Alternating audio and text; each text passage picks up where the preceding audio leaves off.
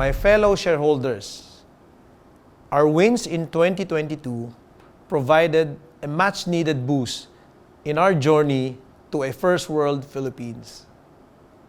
It helped us build immunity for our weak points, recharge our energy, and focus on a strategy of self-improvement.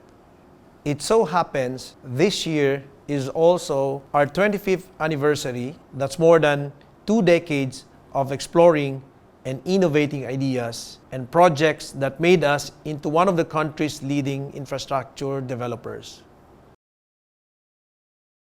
From our early PPPs to ongoing contracts like the MCRP and Metro Manila Subway, we are firm in our commitment to design excellence, engineering, and services so that infrastructure can be catalyst of progress for the Filipinos.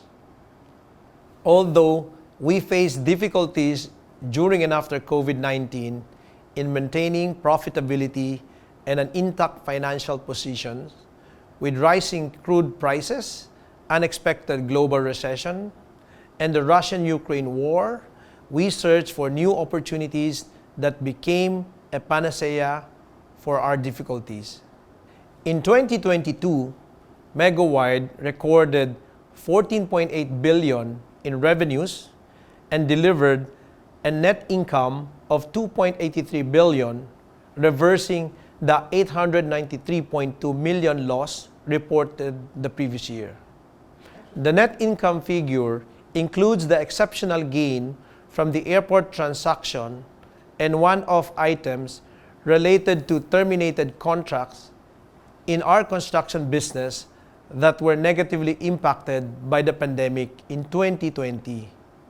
The transaction involving our airport subsidiary, GMCAC, enabled us to monetize an almost non-operational asset during the pandemic and ease the related financial burden to the company. The proceeds also enables us to delever part of our outstanding bank debts, which resulted in a much more comfortable bank debt-to-equity ratio of 1.4 times by the end of December 2022 from 2.6 times the previous year.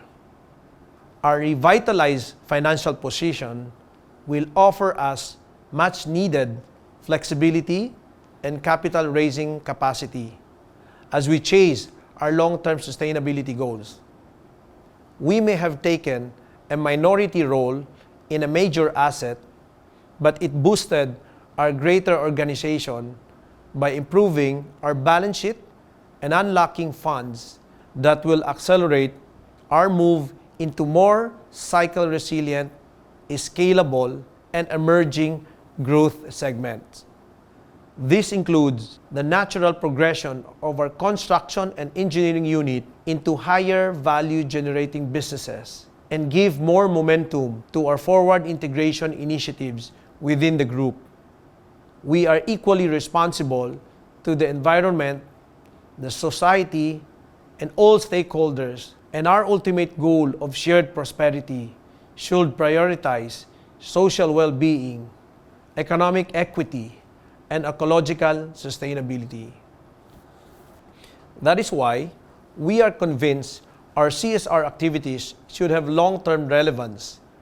We repurpose the objectives of our business units to better appreciate the needs of their stakeholders so that we may carry out CSR initiatives that answer the needs and aspiration of our communities. ESG is likewise built into our infrastructure and development projects to ensure that our operations have minimal environmental footprints and support a zero-carbon future. Moving forward, Megawide will adopt a more holistic ESG platform guided by programs of Megawide Foundations that strives to understand stakeholders' interests. We aim to create positive social and environmental impact aligned with the United Nations Sustainable Development Goals. There is much to look forward to and more to be done. I'm grateful to our stakeholders who have stood by Megawide through decades and employees who committed to our vision.